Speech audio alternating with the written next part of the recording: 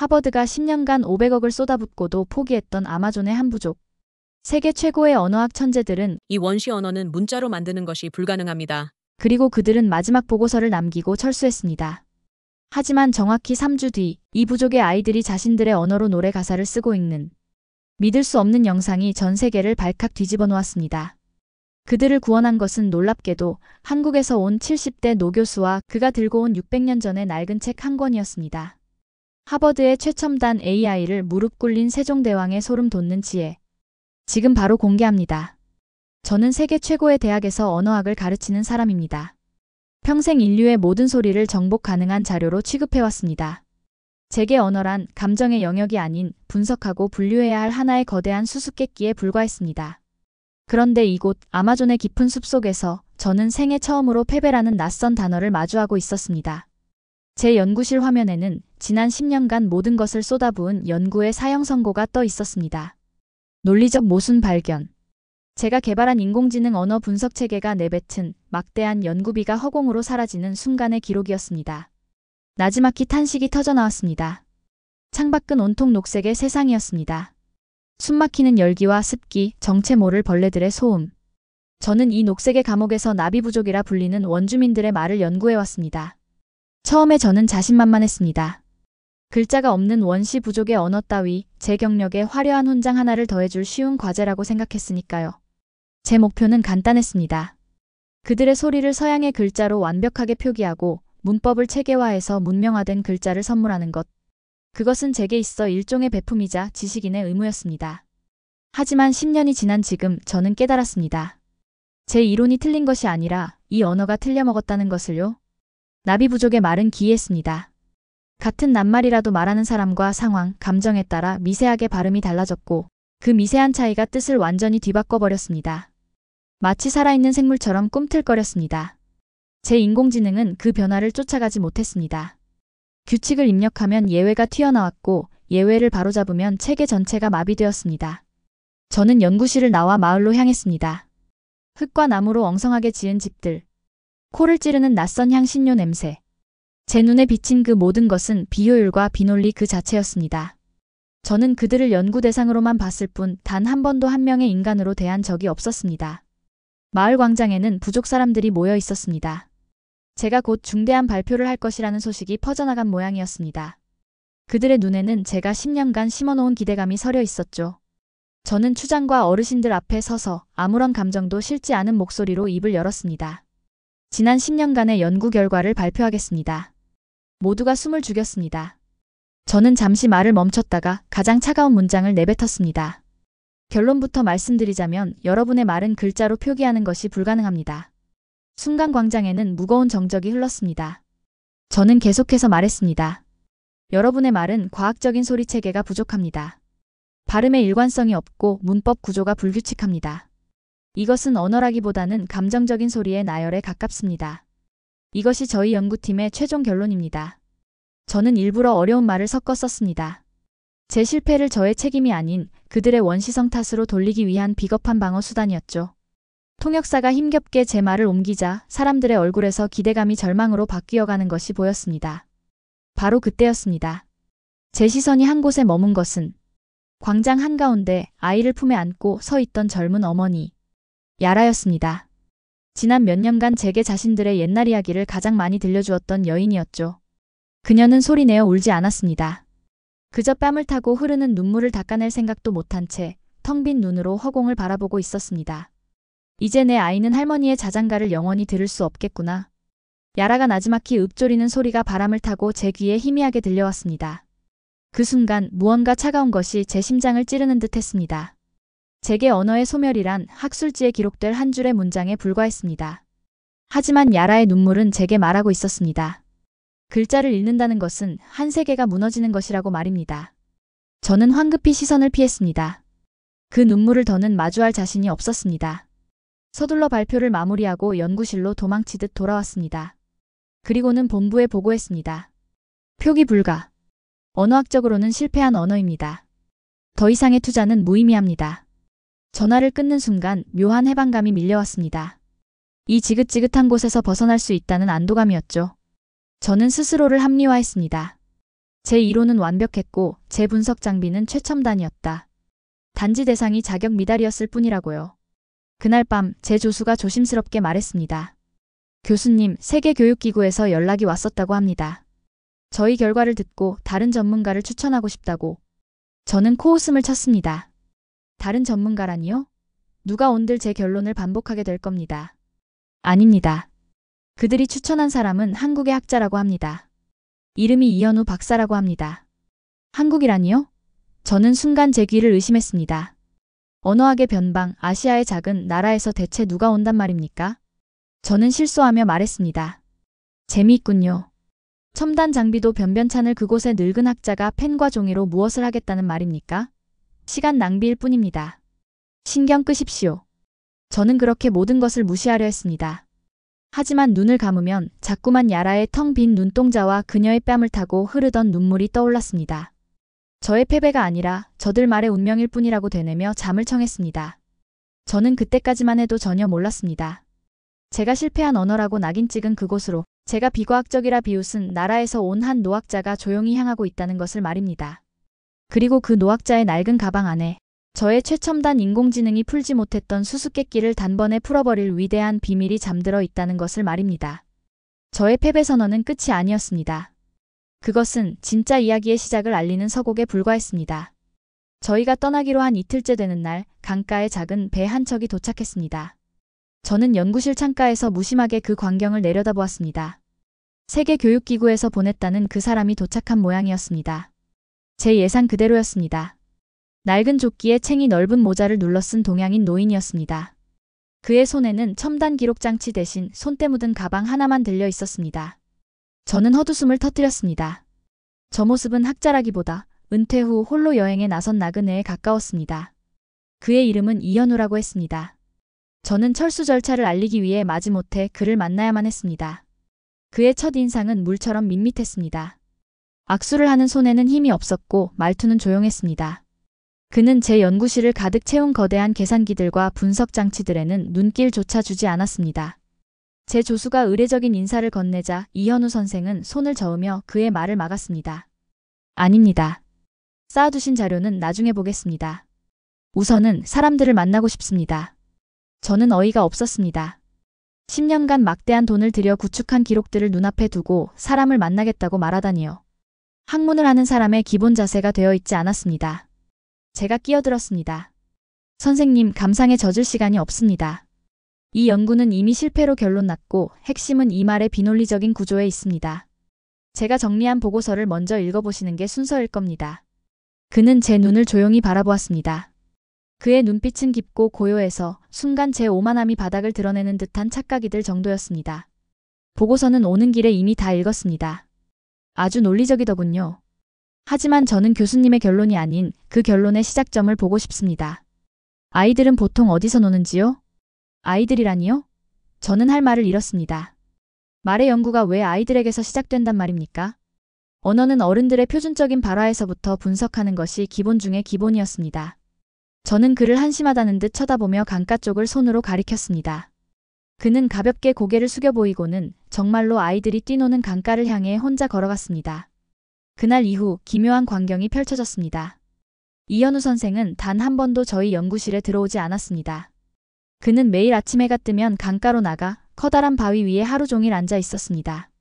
무엇을 하는가 싶어 망원경으로 지켜보면 그저 아이들을 바라보고만 있었습니다.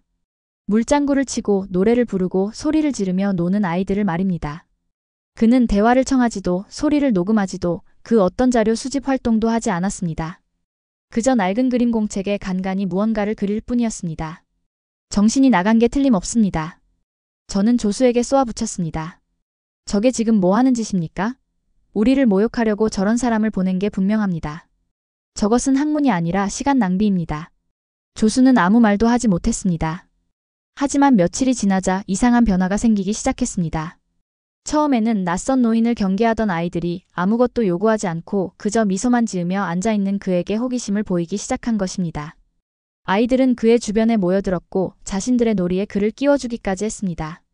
그는 아이들과 함께 흙장난을 치고 물고기 흉내를 내며 서툰 몸짓으로 어울렸습니다. 그의 그림 공책에는 이제 아이들의 웃는 얼굴이 그려지고 있었습니다. 저는 분노를 넘어 경멸감을 느꼈습니다. 그가 아이들의 입모양을 유심히 관찰하며 그림 공책에 무언가를 빠르게 그려 넣는 것을 보았을 때 제 인내심은 바닥을 드러냈습니다.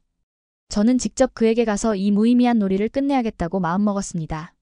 그날 밤 저는 모닥불 앞에 홀로 앉아 있는 그에게 다가갔습니다. 야라가 그와 함께 있다가 제가 다가오는 것을 보고 조용히 자리를 피해 주었습니다. 선생님, 솔직하게 말씀드리겠습니다. 지금 하시는 행동은 전혀 과학적이지 않습니다. 아이들의 발음은 불완전하고 비체계적입니다. 그런다고 해서 달라지는 건 아무것도. 제 말이 채 끝나기도 전에 그가 입을 열었습니다. 그의 목소리는 불꽃처럼 낮고 조용했습니다. 교수님.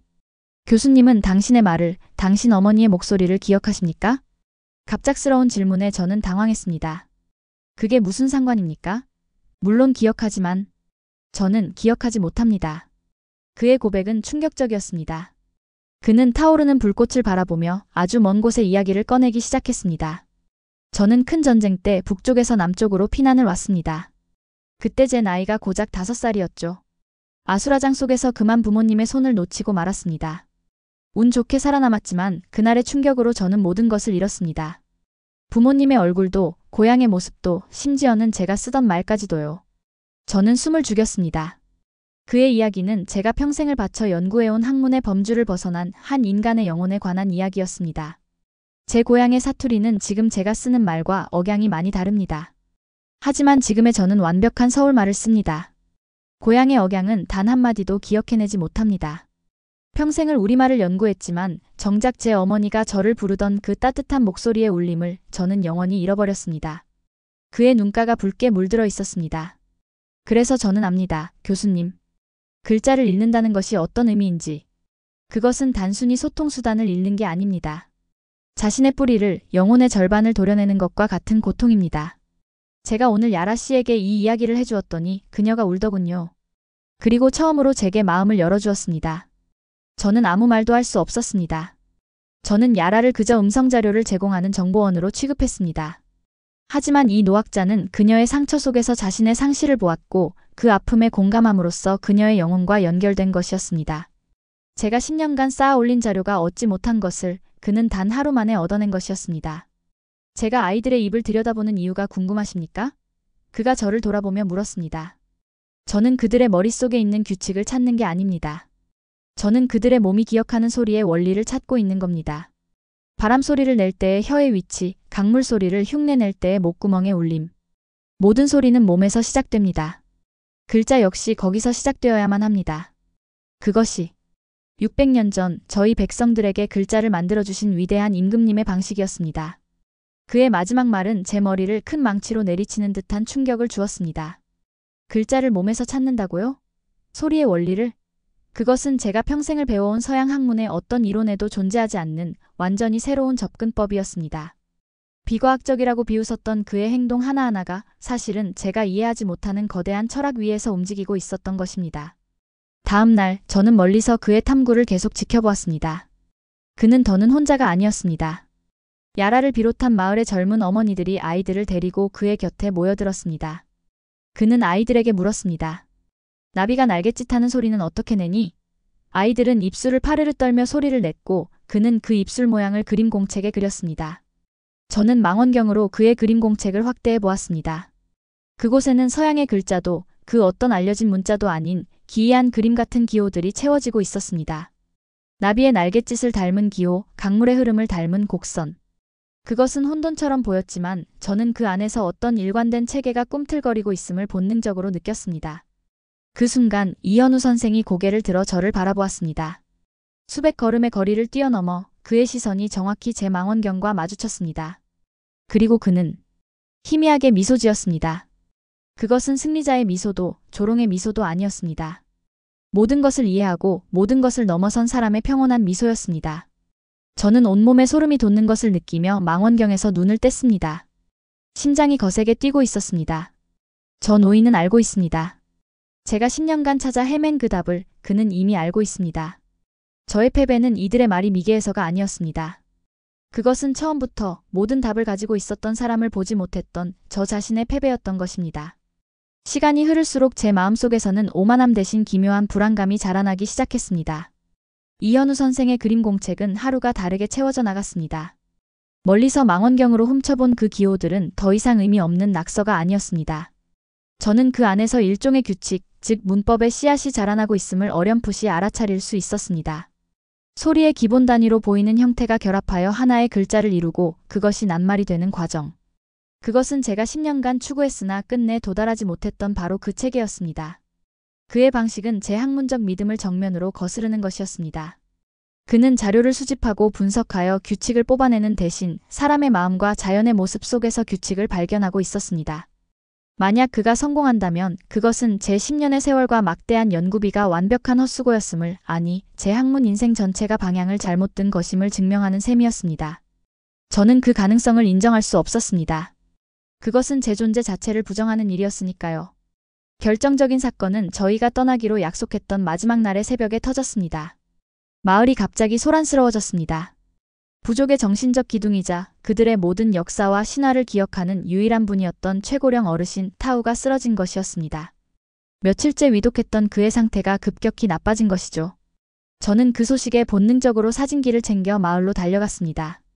이것은 한 문화의 마지막 기억이 사라지는 순간을 기록할 수 있는 학자로서 놓칠 수 없는 기회였기 때문입니다. 어르신의 거처 주위로 부족 사람들이 모여들었고 무당이 주관하는 의식이 시작되었습니다. 그들은 모닥불을 피우고 어르신의 회복을 비는 아주 오래된 치유의 노래를 부르기 시작했습니다. 처음 몇 소절은 장엄했습니다. 수십 명의 목소리가 하나가 되어 숲속의 밤을 갈랐습니다. 하지만 노래가 가장 중요한 부분으로 향할수록 목소리들은 점차 작아지고 흩어지기 시작했습니다. 서로의 눈치만 살피며 머뭇거리더군요. 마침내 한가운데서 노래를 이끌던 무당의 목소리마저 끊기고 말았습니다. 침묵. 어색하고도 무거운 침묵이 광장을 짓눌렀습니다. 아무도 다음 노랫말을 기억하지 못하는 것이었습니다. 저는 그 광경을 사진기에 담으며 속으로 중얼거렸습니다. 소리 문화의 필연적인 자료 손실이군. 제게 그것은 비극이 아니라 제 이론을 증명하는 완벽한 현상이었습니다. 글자가 없기에 그들의 기억은 이렇게 부서지고 사라지는 것이 당연한 결과였습니다. 사람들의 얼굴에 떠오른 깊은 절망과 무력감을 보면서도 저는 차가운 관찰자의 시선을 거두지 않았습니다. 바로 그때였습니다. 야라가 이현우 선생의 손을 붙잡고 애원하는 모습이 제 눈에 들어왔습니다. 선생님, 제발. 저 노래를. 제 아이만은 저 노래를 잊지 않게 해주세요. 저 노래는 우리 부족의 심장입니다. 이현우 선생은 말없이 고개를 끄덕이고는 어르신의 거처로 향하려 했습니다. 그 순간 저는 참을 수 없는 분노와 위기감에 휩싸였습니다. 저 노인이 어르신의 마지막 말을 기록하게 둘 수는 없었습니다. 만약 그가 성공한다면 저는 영원한 패배자가 될 테니까요. 저는 이성을 잃고 그의 앞을 가로막았습니다. 멈추십시오, 선생님. 지금 하시는 일은 학문이 아닙니다. 임종을 앞둔 노인을 괴롭히는 비윤리적인 행위이기도 하고요. 그는 저를 쳐다보지도 않고 말했습니다. 비키십시오, 교수님. 지금은 한 영혼의 마지막 목소리를 들어야 할 때입니다. 제가 맡겠습니다. 저는 이 연구의 전임 책임자로서 당신의 비과학적인 활동이 부족에게 더 큰 혼란을 줄 수 있음을 세계교육기구에 보고할 의무가 있습니다. 당신은 지금 글자를 만드는 게 아니라 미신에 동조하며 이들의 퇴보를 부추기고 있을 뿐입니다. 제고함에도 그는 흔들리지 않았습니다. 오히려 저를 지나쳐 가려 했습니다. 저는 결국 최악의 수를 두고 말았습니다. 저는 연구실로 달려가 본부에 보낼 긴급 보고서를 작성하기 시작했습니다. 이현우 선생의 연구 방식은 학문적 근거가 없으며 주관적이고 감상적인 접근으로 일관하고 있음. 이는 소수민족의 말을 보존하려는 본래의 뜻을 망가뜨리는 행위임. 특히 그가 만들고 있는 글자는 한국의 글자를 어설프게 흉내낸 사이비 글자이며 이를 퍼뜨리는 것은 언어학적 재앙을 불러올 것임. 즉시 연구를 멈추게 하고 그의 자격을 다시 심사할 것을 요청함. 전송 단추를 누르는 순간 저는 일종의 승리감을 느꼈습니다. 이제 모든 것이 제자리로 돌아갈 것이었습니다. 저 노인은 곧 돌아가게 될 것이고 이 연구는 저의 실패라는 결론으로 역사에 기록되겠죠. 그것이 차라리 그가 성공하는 것보다는 100배 나은 결과였습니다. 보고서를 보낸 직후 저는 거처 밖에서 들려오는 희미한 소리에 이끌렸습니다. 이현우 선생이 어르신의 머리맡에 앉아 그의 마지막 말을 받아 적고 있었습니다. 어르신은 거의 숨을 몰아쉬며 아주 작은 목소리로 무언가를 읊조리고 있었고 그는 어르신의 입모양과 희미한 소리에 모든 정신을 집중하며 그림 공책의 기호들을 채워나갔습니다. 저는 그 모습을 보며 확신했습니다. 저것은 불가능한 일이라고. 죽어가는 사람의 불분명한 발음을 무슨 수로 정확히 기록한단 말인가. 그는 결국 실패할 것이고 제 보고서의 정당성은 증명될 것이었습니다. 그때 야라가 제게 다가왔습니다. 그녀의 눈에는 더는 눈물이 없었습니다. 대신 차갑고 단단한 무언가가 자리 잡고 있었습니다. 교수님, 10년 동안 당신은 저희의 소리를 가져갔습니다. 수만 번 녹음하고 수천 번 분석했죠. 하지만 단 한 번이라도 그 소리에 담긴 마음을 들여다본 적이 있습니까? 저는 대답할 수 없었습니다.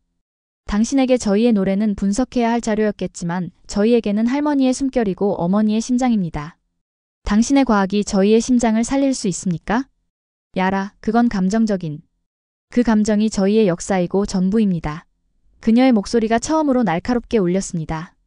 당신은 오늘 저희의 심장이 멎는 것을 사진기에 담으러 왔지만 저분은 멎어가는 심장의 마지막 고동소리라도 글자에 담으려고 애쓰고 있습니다. 당신과 저분의 차이가 바로 그것입니다. 그녀는 제게서 등을 돌려 다시 어르신의 거처 쪽으로 걸어갔습니다. 저는 그 자리에 얼어붙은 채 서 있었습니다. 야라의 말이 비수처럼 날아와 제 마음에 박혔습니다. 자료, 논리, 과학. 제가 평생을 믿어온 가치들이 한순간에 공허한 껍데기처럼 느껴졌습니다. 거처 안에서 어르신의 마지막 숨소리가 들려왔습니다. 그리고 이내 부족 사람들의 슬픈 울음소리가 숲속의 새벽을 가득 메웠습니다. 모든 것이 끝났습니다. 어르신의 죽음과 함께 나비 부족의 마지막 기억은 영원히 사라진 것이었습니다. 저는 씁쓸한 미소를 지었습니다. 결국 이현우 선생도 실패한 것이었습니다. 이제 그에게 남은 것은 미완성의 기록과 곧 닥쳐올 본부의 징계뿐이었습니다. 저는 그렇게 생각했습니다. 하지만 그것이 얼마나 거대한 착각이었는지를 깨닫는 데는 그리 오랜 시간이 걸리지 않았습니다. 어르신의 죽음은 모든 것의 끝을 의미했습니다. 적어도 제게는 그렇게 보였습니다. 한 문화의 마지막 기억이 소멸하는 순간을 저는 제 사진기에 냉정하게 담았습니다. 부족 사람들의 울음소리가 새벽 공기를 채웠지만 제 마음속에는 씁쓸한 안도감이 자리 잡고 있었습니다. 결국 이현우 선생도 실패한 것이었습니다. 그의 낭만적인 시도는 한 노인의 죽음 앞에서 무력했습니다. 이제 그가 본부의 징계를 받는 것은 시간 문제였습니다. 장례가 끝나고 마을 전체는 깊은 침묵과 슬픔에 잠겼습니다. 철수를 서두르던 제게 조수가 물었습니다. 이제 정말 끝인 걸까요, 교수님? 저는 고개를 끄덕였습니다. 끝났네. 입에서 입으로만 전해지는 문화의 한계가 명확히 증명된 셈이지. 제 목소리에는 저 자신도 모르는 잔인한 승리감이 묻어 있었습니다. 하지만 이현우 선생은 패배한 사람처럼 보이지 않았습니다. 그는 짐을 꾸리는 대신 장례가 끝난 마을 광장으로 조용히 걸어나갔습니다. 그의 손에는 지난 며칠간 무언가를 빼곡히 적었던 바로 그 낡은 그림 공책이 들려 있었습니다. 그는 넋을 잃고 앉아있는 아이들을 향해 손짓했습니다. 아이들은 하나둘 마치 자석에 이끌린 쇠붙이처럼 그의 주위로 모여들었습니다. 저는 그가 무슨 어리석은 짓을 또 하려는 건지 지켜보기로 했습니다. 그는 아이들을 동그랗게 둘러앉히고는 그림 공책의 한 장을 찢어 흙바닥 위에 펼쳐놓았습니다. 그리고 숫조각 하나를 집어들었습니다. 여러분, 그의 목소리는 슬픔에 잠긴 마을에 나지막히 울려 퍼졌습니다. 어젯밤 여러분의 위대한 할아버지가 하늘의 별이 되었습니다. 하지만 그분은 떠나시기 전에 여러분에게 마지막 선물을 남기고 가셨습니다. 그는 수치로 흙바닥에 기묘한 그림들을 그리기 시작했습니다. 제가 망원경으로 훔쳐보았던 바로 그 기호들이었습니다. 그는 아이들에게 하나씩 가리키며 설명했습니다. 이것을 보십시오. 그가 나비의 날갯짓을 닮은 기호를 가리켰습니다. 이것은 여러분의 입술이 가볍게 떨릴 때 나는 소리입니다. 여러분이 나비라고 말할 때처럼 말입니다. 그는 이어서 강물의 흐름을 닮은 곡선을 그렸습니다.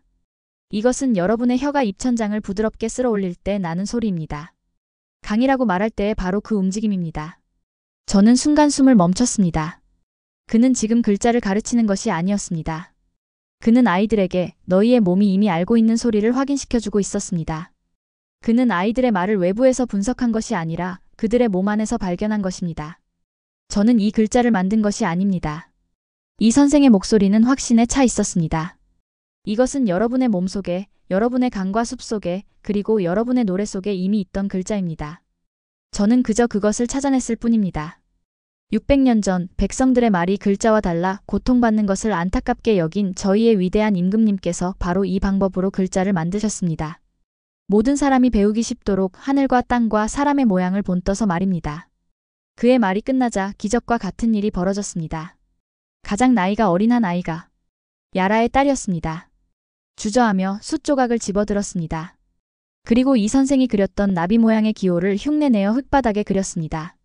아이는 자신이 그린 기호를 한참 들여다보더니 작은 입술을 파르르 떨며 소리를 냈습니다. 그리곤 환하게 웃었습니다. 자신의 몸과 글자가 하나가 되는 경이로운 순간을 그 작은 아이가 온몸으로 깨달은 것이었습니다. 그것이 시작이었습니다. 다른 아이들도 너나 할 것 없이 숲과 나뭇가지를 들고 흙바닥에 글자를 그리기 시작했습니다. 아이들의 웃음소리가 슬픔에 잠겼던 광장을 채우기 시작했습니다. 그들은 마치 새로운 놀이를 발견한 것처럼 단 몇 시간 만에 20개 남짓한 기본 기호들을 모두 익혔습니다. 저의 거대한 인공지능이 10년간 해내지 못한 일을 저 아이들은 단 반나절 만에 해내고 있었습니다. 저는 제 연구실 화면에 떠있는 수백만 개의 자료들을 바라보았습니다. 저 복잡한 기호와 공식들. 그것들은 이 순간 흙바닥 위에서 아이들이 그려내는 저 단순한 그림들 앞에서 얼마나 공허하고 무력한 것인지요.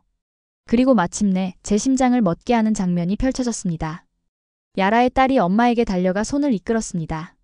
아이는 엄마를 흙바닥 앞으로 데려오더니 서툰 솜씨로 기호 몇 개를 조합하여 썼습니다. 그리고는 자랑스럽게 엄마를 올려다보았습니다.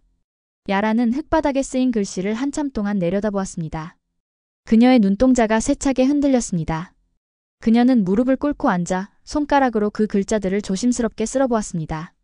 마치 세상에서 가장 성스러운 유물을 만지는 듯한 손길이었습니다. 그곳에는 이렇게 쓰여 있었습니다. 엄마, 사랑해요. 인류 역사상 처음으로 나비 부족의 글자로 쓰인 사랑의 고백이었습니다. 야라의 입에서 울음이 터져나왔습니다. 하지만 그것은 어제의 절망의 눈물이 아니었습니다. 그것은 환희와 감격의 눈물이었습니다.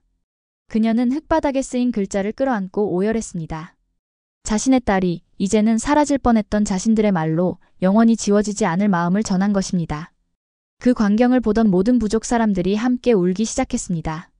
그것은 죽음의 슬픔을 넘어선 부활의 창가였습니다. 저는 더는 서 있을 수가 없었습니다. 다리에 힘이 풀려 의자에 주저앉았습니다. 제가 표기 불가능한 원시 언어라고 단정했던 그 말이 지금 제 눈앞에서 가장 아름답고 완벽한 형태로 다시 태어나고 있었습니다. 하지만 진짜 절정은 아직 남아있었습니다.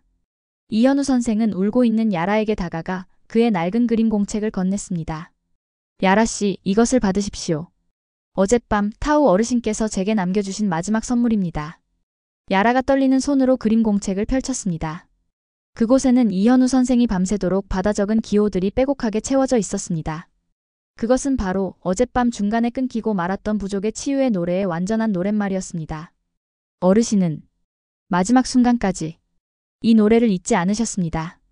자신의 기억이 사라지기 전에 후손들에게 어떻게든 남겨주고 싶어 하셨습니다. 야라는 그림 공책을 가슴에 품고 그 첫 소절을 읽어내려가기 시작했습니다. 처음에는 작고 떨리는 목소리였지만 이내 그 목소리는 점점 커지고 힘을 얻었습니다. 그녀의 노래를 듣고 다른 부족 사람들이 하나둘 따라 부르기 시작했습니다. 어제는 기억하지 못했던 그 노랫말이, 그 가락이 글자라는 날개를 달고 다시 그들의 입에서 살아난 것입니다.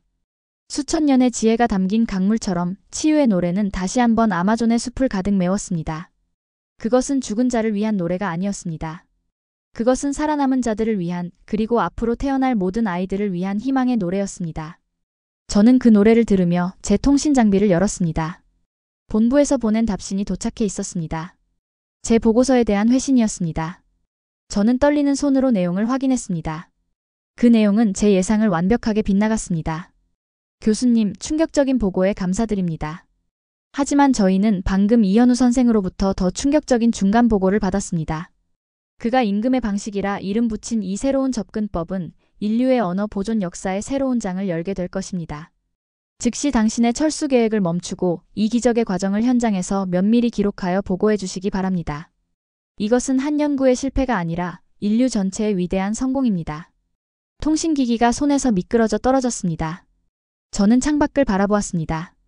노래하는 부족 사람들, 그 중심에서 아이들을 끌어안고 미소 짓는 이현우 선생, 그리고 흙바닥에 쓰인 엄마, 사랑해요라는 글자. 모든 것이 선명했습니다. 실패한 것은 저들의 말이 아니었습니다. 실패한 것은 소리를 들을 줄만 알았지 마음을 읽을 줄은 몰랐던 바로 저 자신이었습니다.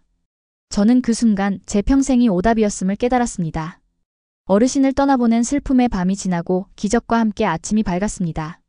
제가 머물던 연구실 창문 너머로 들려오는 소리는 어제와는 전혀 달랐습니다. 절망적인 울음소리 대신 아이들이 흙바닥에 글자를 그리며 조잘거리는 소리가 들려왔습니다. 갓 태어난 글자들이 아이들의 웃음소리를 타고 아침 안개 속으로 경쾌하게 퍼져나가고 있었습니다. 그것은 한 문화의 부활을 알리는 생명의 소리였습니다. 저는 밤새 한숨도 자지 못했습니다.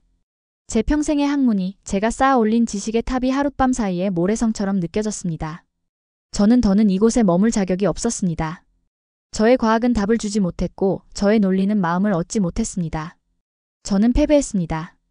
완벽하고 반박할 여지가 없는 패배였습니다. 저는 마지막으로 제 연구 자료들을 정리했습니다. 수백만 개의 소리 자료, 수천 장의 분석표. 어제까지만 해도 세상의 전부처럼 보였던 이 기록들이 이제는 생명력 없는 껍데기처럼 보였습니다. 저는 이 모든 것을 뒤로하고 조용히 이곳을 떠나야겠다고 마음먹었습니다. 떠나기 전 저는 이현우 선생을 찾아갔습니다. 패자로서 승자에게 마지막 인사를 건네는 것이 최소한의 도리라고 생각했습니다. 그는 마을 한가운데 어제 아이들이 글자를 배우던 바로 그 흙바닥 앞에 서 있었습니다. 그의 발치에는 아이들이 밤새 그려놓은 수많은 글자들이 별처럼 반짝이고 있었습니다. 선생님. 제가 힘겹게 입을 열었습니다. 저는 오늘 떠납니다. 떠나기 전에 한 가지만 여쭙고 싶었습니다. 대체 어떻게 하신 겁니까? 제가 10년간 풀지 못한 이 수수께끼를 어떻게 단 며칠 만에 풀어내신 겁니까?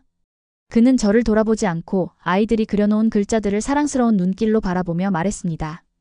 저는 아무것도 푼 것이 없습니다, 교수님. 저는 그저 거울을 보여주었을 뿐입니다. 거울이라니요? 그렇습니다. 저는 이 아이들에게 무언가를 가르치려 한 것이 아닙니다. 아이들의 몸속에 그리고 그들의 마음속에 이미 존재하고 있던 소리의 모양을 그저 비춰주었을 뿐입니다. 글자는 머리로 억지로 만드는 것이 아니라 마음으로 발견하는 것이기 때문입니다. 그의 말은 단순했지만 제 평생의 학문을 뿌리부터 뒤흔드는 거대한 울림이 있었습니다. 저는 자료를 수집하고 외부에서 규칙을 찾으려 했지만 그는 사람의 마음속으로 들어가 그 안에서 원리를 발견한 것이었습니다. 당신들의 임금님께서도 그런 마음으로 글자를 만드신 겁니까? 그는 비로소 저를 돌아보았습니다. 그의 눈빛에는 어떠한 우월감이나 승리감도 없었습니다. 오직 깊은 연민과 이해만이 담겨 있었습니다. 그분께서는 백성 한 사람 한 사람의 목소리에 귀를 기울이셨습니다. 가장 배우지 못한 사람도 가장 낮은 곳의 사람도 자신의 뜻을 펼 수 있기를 바라셨습니다. 글자는 지식을 뽐내는 도구가 아니라 마음을 나누는 다리가 되어야 한다고 믿으셨던 겁니다. 저는 그저 그분의 마음을 아주 조금 흉내냈을 뿐입니다. 저는 더는 아무 말도 할 수 없었습니다. 고개를 숙였습니다. 그것은 제 지성이, 제 평생의 자부심이 600년 전 한나라의 임금이 품었던 위대한 마음 앞에서 무릎을 꿇는 순간이었습니다. 이현우 선생은 제게 그의 낡은 그림 공책을 내밀었습니다. 그 안에는 그가 발견한 나비부족 글자의 원리가 가지런히 정리되어 있었습니다. 이것은 이제 제 것이 아닙니다. 세상에 이 아름다운 글자를 알리는 것은 저보다 훨씬 더 큰 힘을 가진 교수님의 몫일 겁니다. 저는 떨리는 손으로 그 공책을 받아들었습니다. 그것은 제 평생 받아든 그 어떤 학술지보다 무겁고 위대하게 느껴졌습니다. 저는 그 길로 야라를 찾아갔습니다. 제 진정한 참회는 이현우 선생이 아닌 제가 상처를 주었던 이들에게 향해야만 했습니다. 그녀는 딸아이의 손을 잡고 강가를 거닐고 있었습니다. 아이는 나뭇가지로 모래 위에 쉴 새 없이 무언가를 쓰고 있었습니다. 저는 그녀와 아이 앞에 섰습니다. 그리고 제 평생 처음으로 누군가 앞에서 무릎을 꿇었습니다. 미안합니다. 제 목소리는 심하게 떨리고 있었습니다. 제가 틀렸습니다. 저는 당신들의 말을 생명이 없는 연구자료로만 여겼습니다. 당신들의 마음을 헤아리지 못했습니다. 부디 용서해 주십시오. 야라는 놀란 눈으로 저를 바라보았지만 아무 말도 하지 않았습니다. 저는 이현우 선생에게 받은 그림 공책을 펼쳤습니다. 그리고 서툰 솜씨로 숫조각을 들어 야라의 딸이 썼던 그 글자를 따라 쓰기 시작했습니다. 엄마, 사랑해요. 제 손에서 태어난 글자는 괴상하고 삐뚤빼뚤했습니다. 그때였습니다. 야라의 딸이 제 곁으로 다가와 제 손을 잡고 숫조각을 함께 쥐었습니다. 그리고는 고사리 같은 손으로 제 손을 이끌어 한 획 한 획 글자를 바로잡아 주었습니다. 아이의 따뜻한 체온이 제 손을 통해 심장까지 전해져 오는 듯 했습니다. 그 순간 제 눈에서 뜨거운 것이 흘러내렸습니다. 야라의 얼굴에 비로소 부드러운 미소가 번졌습니다. 그것은 모든 것을 용서하고 이해한다는 세상에서 가장 아름다운 미소였습니다. 며칠 후 저는 아마존을 떠났습니다. 제가 떠나는 날 온 부족 사람들이 강가에 나와 저를 배웅해 주었습니다. 아이들은 자신들의 이름이 적힌 나뭇잎 배를 강물에 띄워 보냈습니다. 그것은 제가 평생 받아본 가장 벅찬 환송이었습니다. 문명 세계로 돌아온 저는 가장 먼저 제 마지막 보고서를 썼습니다. 그것은 이현우 선생의 위대함과 나비부족 글자의 아름다움을 알리는 찬사로 가득했습니다. 얼마 지나지 않아 세계교육기구는 공식 성명을 발표했습니다. 나비부족의 글자 창제 과정을 인류 역사상 가장 위대한 언어학적 성취라고 명명하고 이현우 선생의 접근법을 임금의 방식이라 공식적으로 이름 붙여 전 세계 소수민족 언어 보존을 위한 표준 지침으로 채택한다고 말입니다. 저는 이제 강단에 서지 않습니다. 대신 제 모든 재산을 털어 재단을 세웠습니다. 사라져가는 세상의 모든 언어들을 임금의 방식으로 되살리는 일을 하고 있습니다. 가끔 저는 아마존에서 가져온 그 낡은 그림 공책을 펼쳐봅니다. 그 안에는 제 지식으로는 결코 이해할 수 없었던 위대한 지혜가 담겨 있습니다. 저는 그곳에 말을 기록하러 갔다가 오히려 말이 담지 못하는 더 큰 것을 배우고 돌아왔습니다. 그것은 바로 마음을 읽는 법이었습니다. 차가운 머리가 아닌 따뜻한 가슴으로 세상을 바라보는 법을 저는 지구 반대편의 작은 마을과 한 한국인 노학자에게서 비로소 배운 것입니다. 여러분, 오늘 이야기 어떻게 보셨습니까? 세계 최고의 지성이라 불리는 하버드조차 포기했던 일을 600년 전 한글을 창제했던 세종대왕의 마음이 결국 해냈습니다. 진정한 위대함은 상대를 지배하고 가르치는 것이 아니라 그들의 눈높이에서 아픔을 이해하고 함께 걷는 것에서 나온다는 사실을 다시 한번 깨닫게 됩니다. 이것이 바로 우리의 문자, 한글에 담긴 정신입니다. 이 이야기가 여러분의 가슴에 자부심을 채웠다면 좋아요와 공유로 더 많은 분들께 이 감동을 전파해 주십시오. 여러분은 오늘 이야기에서 가장 통쾌했던 장면이나 대사가 무엇이었나요? 댓글로 남겨주세요.